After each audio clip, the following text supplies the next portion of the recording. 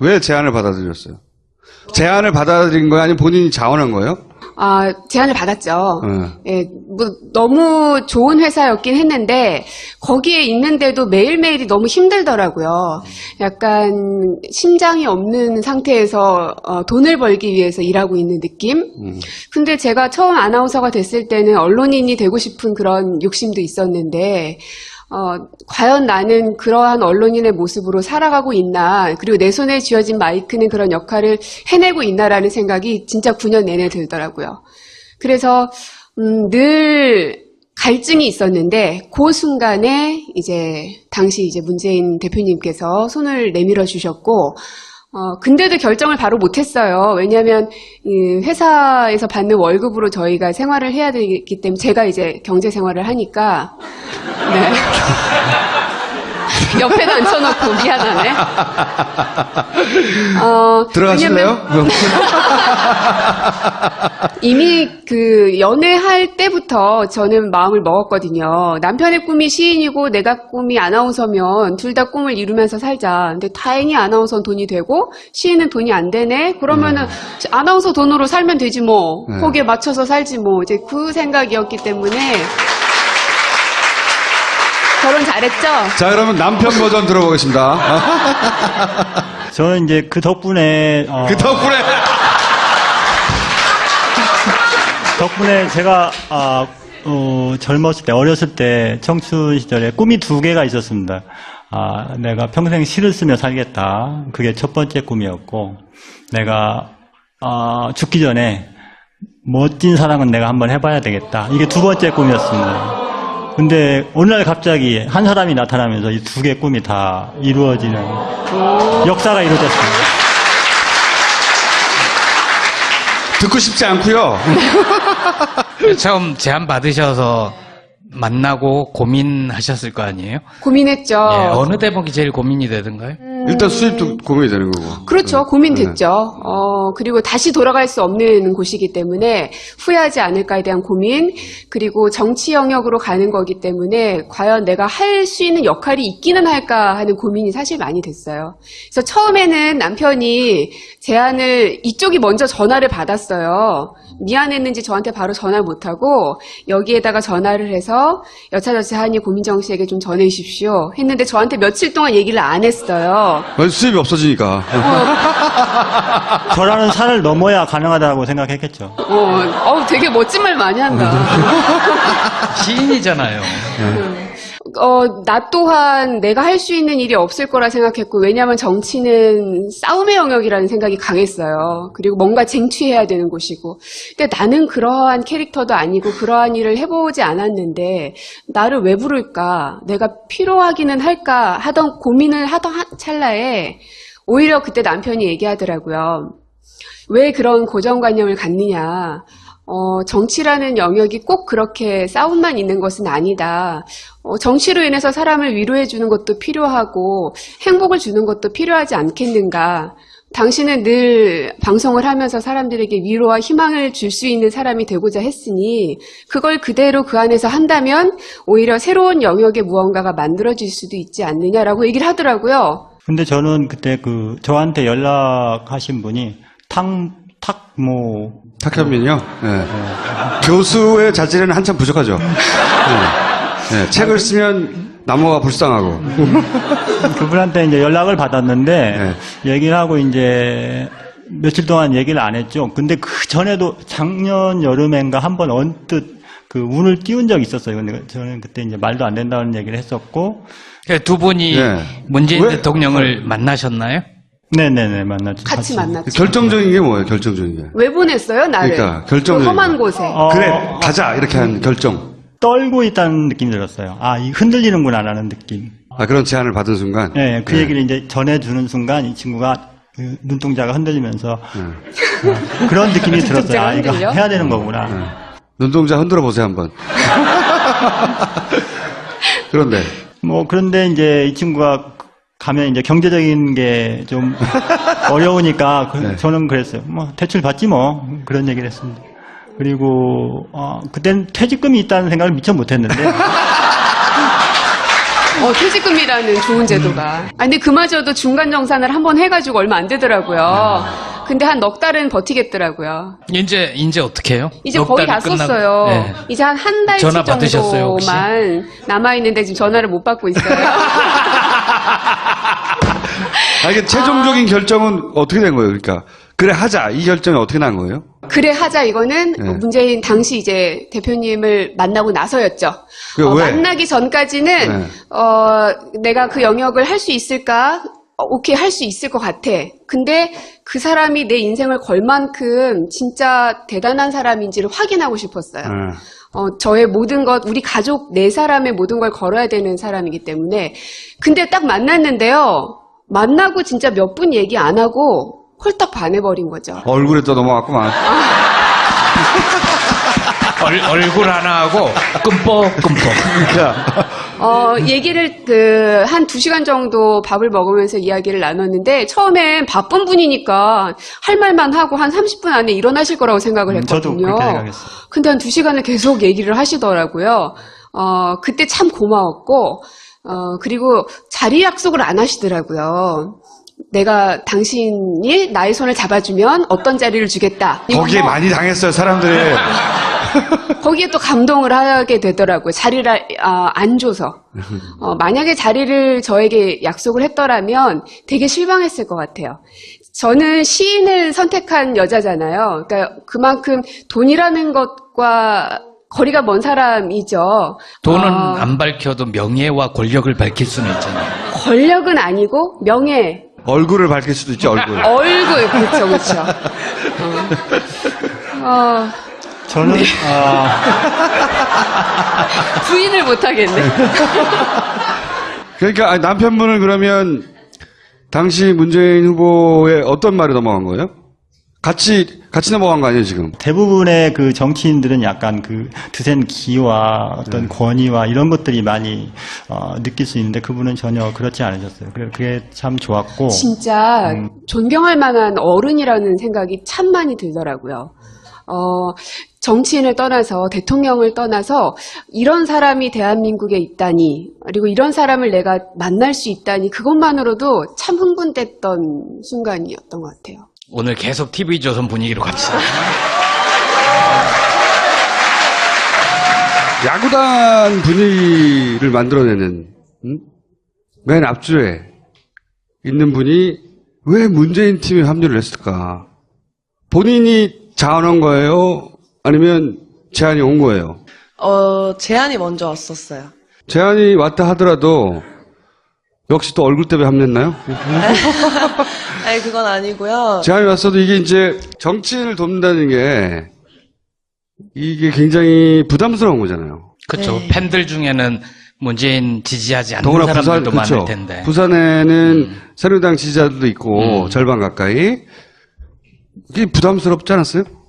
부담 안스러웠다면은 좀 거짓말이고요. 이렇게 하게 된 계기가 제가 이제 평창 동계올림픽에서 이제 그 활동을 하고 있었는데 그때 이제 더문캠에 이제 김사대 부단장님, 유세단에 계시는 분을 만나게 됐었는데 그분께서 연락이 오셨거든요. 이제 사회적 약자들을 위해서 함께 고민하고 해결을 해보자라고 먼저 제안을 해주셔가지고. 사회적 약자 문재인이요? 네. 이제 거기서 고민을 많이 하고 좀 이제 용기를 내서 하게 됐어요. 정치인 그리고 대선을 돕는다는 거는 이제 이게 딱지가 붙는 거거든요. 그렇죠. 생업에 지장을 끼칠 수 네. 있죠. 그러니까 일단 문재인 대통령을 평상시에 지지하거나 관심이 있는 정치인이었어요? 저는 솔직히 정치에 크게 관심이 있지 않았었어요. 네. 제가 하게 된 계기가 저는 이제 20대 중반이 넘었는데 제대로 된 이제 주권 행사도 이제 일이 바쁘다는 핑계라면 핑계라지만 제대로 한 적도 없고 또 이제 광장에 모인 민심을 보고 정말 나가서 같이 함께 하고 싶었는데 또 같은 이유로 하지 못했었거든요. 그래서 첫 번째도 못 갔고. 네, 네. 이런 제안을 받고 정말 내가 조금이라도 도움이 됐으면 좋겠다라는 생각을 했고 그렇게 해서 좀 결심을 하게 정치는 몰랐는데 그럼 문재인 당시 후보는 알았어요? 그렇죠. 제가 저번 대선 때도 투표를 했습니다. 예를 들어서 민주당을 오랫동안 지지해왔다든가 그게 아니고 이제 문재인 후보에 대한 호감, 뭐 지난번에도 투표, 뭐 이 정도?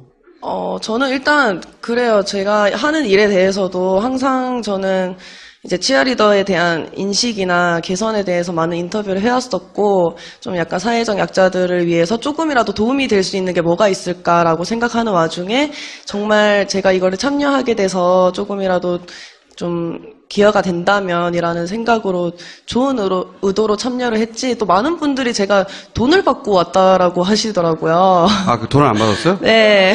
이게 또 무료한 거예요, 이거? 네, 자원봉사입니다. 근데 얘기를 듣다 보니까 이제 대통령이 되신 그분이 참 사회적 약자이면서 마치 불우이웃 같은 이렇게 막 마음껏 도와줘야 될 것 같은. 그랬어요? 기분이? 도와줘야 될 것 같았어요?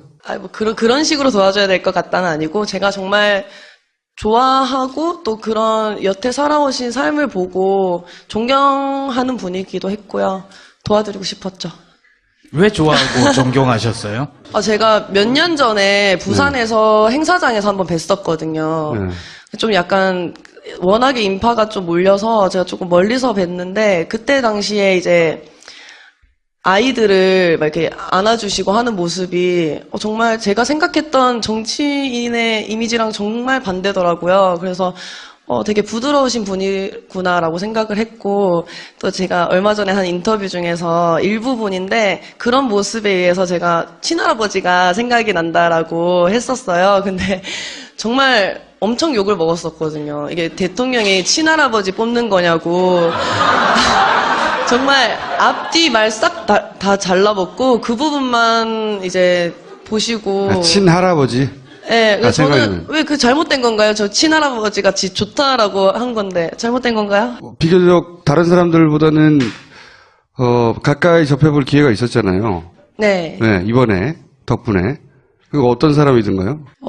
정말 저는 예전에 잘 몰랐을 때는 정치인이라면 정말 다가가기 힘든 그런 존재고 좀 딱딱한 이미지잖아요. 제가 본 문재인 대통령님은 정말 부드러우시다라는 그런 이미지가 정말 강하게 박혀 있었고, 그 부드러움 속에서도 연설하고 하실 때 보면은 또 강인함이 있으세요. 또 반전 매력이 있으시더라고요. 네, 그런 부분에서 얼굴 정말 때문이야, 얼굴 때문에. 감동받았던 적이 있었는데, 제가 이제 지난 경선 때 조국 교수님과 함께 뵌 적이 있어요. 입에서 조국이란 말이 나오면 일단 반응을 한번 봐요. 태국이라고 했어요, 태국이라고. 네, 그래서 네. 이제 그때 이제 교수님께 인사를 드리고 이제 같이 셋이서 이제 같이 걸어갈 때가 있었는데, 제가 인사를 드렸는데 교수님께서 저를 잘 모르시더라고요. 모른 척 한 거예요. 문재인 대통령님께서 정말 제 이름을 알려주시면서 이 친구는 이제 치어리더에 대한 그런 활동을 하면서 인식을 좋게 만들려고 노력을 하는 분이라고 설명까지 해주시더라고요. 자세하게? 네, 그래서 대통령님께서 진짜 저를 기억을 해주시고 이렇게 생각을 해주시는구나라고 정말 놀랬고 감동을 받았고, 정말 저 같은 사람도 이렇게 신경을 써주시는데 그 양반 특이해요. 네. 정말 혼자 알고 있다가 나중에 가서 챙겨주는 거. 네, 네. 국민들의 소리도 정말 진심으로 잘 우선 들어주시고, 저부터 이야기부터 문재인 전 대표한테 왜 넘어가셨어요? 식당 하는 게 참 다 좋은데, 꽁수를 얻어먹고 다 좋은데, 가장 안 좋은 게 손님을 선택을 할 수가 없어요. 그렇잖아. 나 그냥 집에 있는데 누구 보자 그러면 안 봐 그러고, 뭐 안 나가면 되는데, 손님 들어오면 쫓을 수가 없잖아요. 오시는 분, 뭐 손님이니까. 뭐 빤히 알죠, 뭐 때문에 오신지. 만약에 무슨 조건을 내걸었으면은, 저는 아주 편했다라고 생각을 합니다. 거절하기가. 예, 뭐 시켜줄게. 뭐 됐다고 가시라고. 근데, 저를 어떻게 해주겠다는 그런 얘기는 전혀 없고, 어떻게 해달라, 자꾸. 아니, 왜 나한테 그러십니까? 근데, 여기 지하철, 통로가 있는데, 요 앞에 뭐 거린이 있다 봐요. 한 사흘 정도 그냥 지나면, 나흘 정도쯤은 미안해서라도, 뭐 다만, 뭐 500원짜리라도 1000원짜리라도 줄 것 같아. 거듭되면은 사람이 나중엔 참 공색해지고, 예. 뭐 두 지금 분이 문재인 대표와 거린과의 관계. 적선했다는 건가요, 적선? 뭐 해주세요. 뭐 주세요는 마찬가지. 뭐라고 하던가요, 와서? 야당 마음에 안 들 줄로 안다. 근데 이렇게 돼가지고 되겠냐? 그 강한 야당 될 수 있게 당신 같은 사람이 와가지고 좀 도와주라. 왜 하필이면 나냐? 나는 지금 되게 힘든 상황인데 왜 자꾸 힘들게 하냐? 그랬죠. 그러니까 이게 무슨 얘기냐면 그동안에 계속 그 당내에서 헤게모니 싸움만 하지 않았습니까? 그런 야당 체질로는 이번 총선 내년 대선 아무 희망 없다고 이미 생각을 하셨던 것 같아요. 그래서 좀 신선한 사람들이 들어와서 당내 분위기를 좀 바꾸고. 문재인 전 대표 의도는 그러했을 게 당연한데, 네. 본인이 그걸 어느 순간에 받아들인 거예요? 그래, 할 수 없다, 나가자, 이렇게? 아니, 그러니까 그분 눈을 한 너댓 번 계속 그런 식으로 하면은 그 사람 좀 환장합니다. 예. 아니, 거절하는 게 되게 하여 그 나쁜 짓 같아요. 아니 근데 그 눈을 보고 어떤 사람은 정말 사슴 같은 눈이어서 내가 어쩔 수 없었다라고 말씀하시는 분이 있고 또 어떤 분은 그 눈이 무서웠다. 독수리 같은 눈이다. 뭐 그렇게 잘못한 게 있나 말씀하시는 보지 분. 뭐. 나 어느 쪽이세요? 아니, 사슴이에요. 사슴이요? 아, 진짜. 진짜. 보통 이럴 경우는 이제 사모님들이 정치를 반대한단 말이죠. 아니, 반대하죠. 엄청 네. 반대하죠. 사모님을 그럼 어떻게 설득하셨어요? 결국은 뭐 제가 어쩔 수 없겠다 싶어가지고 알았다 그러면 내 와이프한테 한번 얘기해볼게. 뭐 와이프는 당장 이혼하자 그러고. 아니 뭘 미쳤냐 그랬겠죠? 미쳤냐. 뭐 구속영장 들어가고 생쇼를 하더니 이제 나 식당 아줌마 시키더니 뭐. 안 돼. 근데 뭐 제가 대표님께 드린 말씀은 있고 안 되겠습니다. 직접 설득하십시오. 아니, 문재인 대표하고 사모님하고 만났어요, 이렇게? 그럼요. 그래서 나중에 러브샷까지 했는데 뭐. 사모님은 왜 설득됐어요? 눈 때문에. 사모님이 뭘 하시던가요? 뭐라고 하면서 하자고 그러던가요? 긴 말 안 했어요. 딱 만나서 이제 일단 눈에 감전이 되고. 눈에 감전이 되고. 저한테는 별소리 다 하더니 움찔움찔 하더만은 뭐 도저히 안 되겠네요. 그 데리고 가십시오. 데리고 가십시오. 데리고 가십시오. 내가 한 26년 써보니까 괜찮은 놈입니다. 근데 허튼 데 쓰지 말고 제대로 써주세요. 예. 그러면서 러브샷 했어요.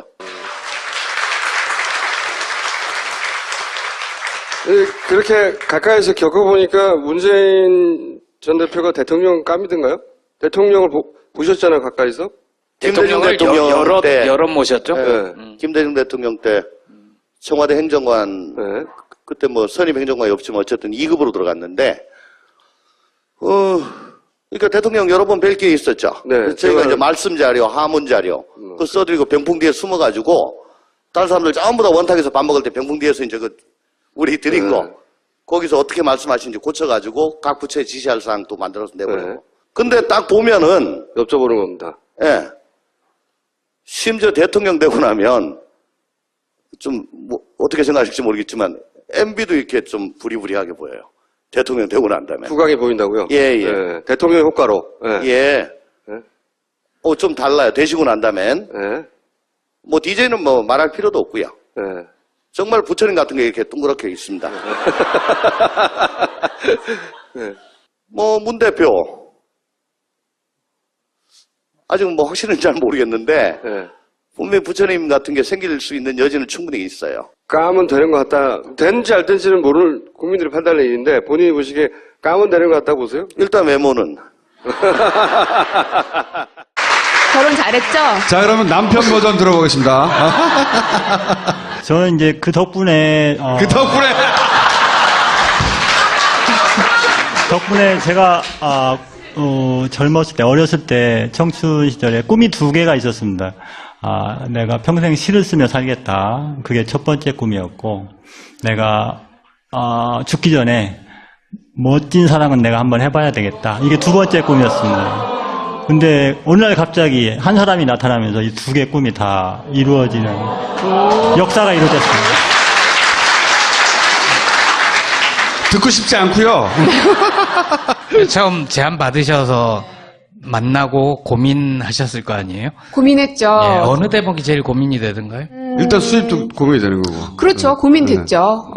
그리고 다시 돌아갈 수 없는 곳이기 때문에 후회하지 않을까에 대한 고민, 그리고 정치 영역으로 가는 거기 때문에 과연 내가 할 수 있는 역할이 있기는 할까 하는 고민이 사실 많이 됐어요. 그래서 처음에는 남편이 제안을, 이쪽이 먼저 전화를 받았어요. 미안했는지 저한테 바로 전화를 못하고 여기에다가 전화를 해서 여차저차하니 고민정 씨에게 좀 전해주십시오 했는데 저한테 며칠 동안 얘기를 안 했어요. 수입이 없어지니까. 저라는 산을 넘어야 가능하다고 생각했겠죠. 되게 멋진 말. 결정적인 게 뭐예요? 결정적인 게. 왜 보냈어요, 나를? 그러니까, 결정적인 그 험한 거. 곳에. 그래, 가자 이렇게 한 결정. 떨고 있다는 느낌이 들었어요. 아, 이 흔들리는구나 라는 느낌. 그런 제안을 받은 순간. 네, 그 얘기를 이제 전해주는 순간 이 친구가 그 눈동자가 흔들리면서 그런 느낌이 들었어요. 아, 이거 흔들려? 해야 되는 거구나. 눈동자 흔들어 보세요 한번. 그런데 그런데 이제 이 친구가 가면 이제 경제적인 게 좀 어려우니까 네. 저는 그랬어요. 대출 받지 뭐. 그런 얘기를 했습니다. 그리고, 그땐 퇴직금이 있다는 생각을 미처 못 했는데. 퇴직금이라는 좋은 제도가. 근데 그마저도 중간 정산을 한번 해가지고 얼마 안 되더라고요. 근데 한 넉 달은 버티겠더라고요. 이제 어떻게 해요? 이제 거의 다 썼어요. 네. 이제 한 달치 전화 받으셨어요, 혹시? 정도만 남아있는데 지금 전화를 못 받고 있어요. 이게 최종적인 결정은 어떻게 된 거예요? 그러니까 그래 하자 이 결정이 어떻게 난 거예요? 그래 하자 이거는 네. 문재인 당시 이제 대표님을 만나고 나서였죠. 그 왜? 만나기 전까지는 네. 내가 그 영역을 할 수 있을까? 오케이 할 수 있을 것 같아. 근데 그 사람이 내 인생을 걸 만큼 진짜 대단한 사람인지를 확인하고 싶었어요. 저의 모든 것, 우리 가족 네 사람의 모든 걸 걸어야 되는 사람이기 때문에. 근데 딱 만났는데요. 많이 한다. 시인이잖아요. 나 또한 내가 할 수 있는 일이 없을 거라 생각했고, 왜냐하면 정치는 싸움의 영역이라는 생각이 강했어요. 그리고 뭔가 쟁취해야 되는 곳이고. 근데 나는 그러한 캐릭터도 아니고 그러한 일을 해보지 않았는데 나를 왜 부를까? 내가 필요하기는 할까? 하던 고민을 하던 찰나에 오히려 그때 남편이 얘기하더라고요. 왜 그런 고정관념을 갖느냐? 정치라는 영역이 꼭 그렇게 싸움만 있는 것은 아니다. 정치로 인해서 사람을 위로해 주는 것도 필요하고 행복을 주는 것도 필요하지 않겠는가. 당신은 늘 방송을 하면서 사람들에게 위로와 희망을 줄 수 있는 사람이 되고자 했으니 그걸 그대로 그 안에서 한다면 오히려 새로운 영역의 무언가가 만들어질 수도 있지 않느냐라고 얘기를 하더라고요. 근데 저는 그때 저한테 연락하신 분이 탁현민이요? 네. 교수의 자질에는 한참 부족하죠. 책을 쓰면 나무가 불쌍하고. 그분한테 이제 연락을 받았는데, 얘기를 하고 이제 며칠 동안 얘기를 안 했죠. 근데 그 전에도 작년 여름엔가 한번 언뜻 운을 띄운 적이 있었어요. 근데 저는 그때 이제 말도 안 된다는 얘기를 했었고. 두 분이 문재인 대통령을 만나셨나요? 네네네, 만났죠. 같이 만났죠. 결정 만나고 진짜 몇 분 얘기 안 하고 홀딱 반해버린 거죠. 얼굴에 또 넘어갔구만. 얼굴 하나 하고 끔뻑. 얘기를 한 2시간 정도 밥을 먹으면서 이야기를 나눴는데 처음엔 바쁜 분이니까 할 말만 하고 한 30분 안에 일어나실 거라고 생각을 했거든요. 저도 그렇게 생각했어요. 근데 한 2시간을 계속 얘기를 하시더라고요. 그때 참 고마웠고 그리고 자리 약속을 안 하시더라고요. 내가 당신이 나의 손을 잡아주면 어떤 자리를 주겠다. 거기에 많이 당했어요, 사람들이. 거기에 또 감동을 하게 되더라고요. 자리를 안 줘서. 만약에 자리를 저에게 약속을 했더라면 되게 실망했을 것 같아요. 저는 시인을 선택한 여자잖아요. 그러니까 그만큼 돈이라는 것과 거리가 먼 사람이죠. 돈은 안 밝혀도 명예와 권력을 밝힐 수는 있잖아요. 권력은 아니고 명예. 얼굴을 밝힐 수도 있죠, 얼굴. 얼굴, 그렇죠. 저는 부인을 못하겠네. 그러니까 남편분은 그러면 당시 문재인 후보의 어떤 말이 넘어간 거예요? 같이 넘어간 거 아니에요, 지금? 대부분의 그 정치인들은 약간 그 드센 기와 왜 제안을 받아들였어요? 제안을 받아들인 거예요? 아니면 본인이 자원한 거예요? 제안을 받았죠. 예, 너무 좋은 회사였긴 했는데, 거기에 있는데도 매일매일이 너무 힘들더라고요. 약간, 심장이 없는 상태에서, 돈을 벌기 위해서 일하고 있는 느낌? 근데 제가 처음 아나운서가 됐을 때는 언론인이 되고 싶은 그런 욕심도 있었는데, 과연 나는 그러한 언론인의 모습으로 살아가고 있나, 그리고 내 손에 쥐어진 마이크는 그런 역할을 해내고 있나라는 생각이 진짜 9년 내내 들더라고요. 그래서, 늘 갈증이 있었는데, 그 순간에 당시 문재인 대표님께서 손을 내밀어 주셨고, 근데도 결정을 바로 못했어요. 왜냐하면 회사에서 받는 월급으로 저희가 생활을 해야 되기 때문에 제가 경제 생활을 하니까 네. 옆에도 앉혀놓고 미안하네. 들어가실래요? 이미 연애할 때부터 저는 마음을 먹었거든요. 남편의 꿈이 시인이고 내가 꿈이 아나운서면 둘 다 꿈을 이루면서 살자. 근데 다행히 아나운서는 돈이 되고 시인은 돈이 안 되네. 그러면은 아나운서 돈으로 살면 되지 뭐. 거기에 맞춰서 살지 뭐. 그 생각이었기 때문에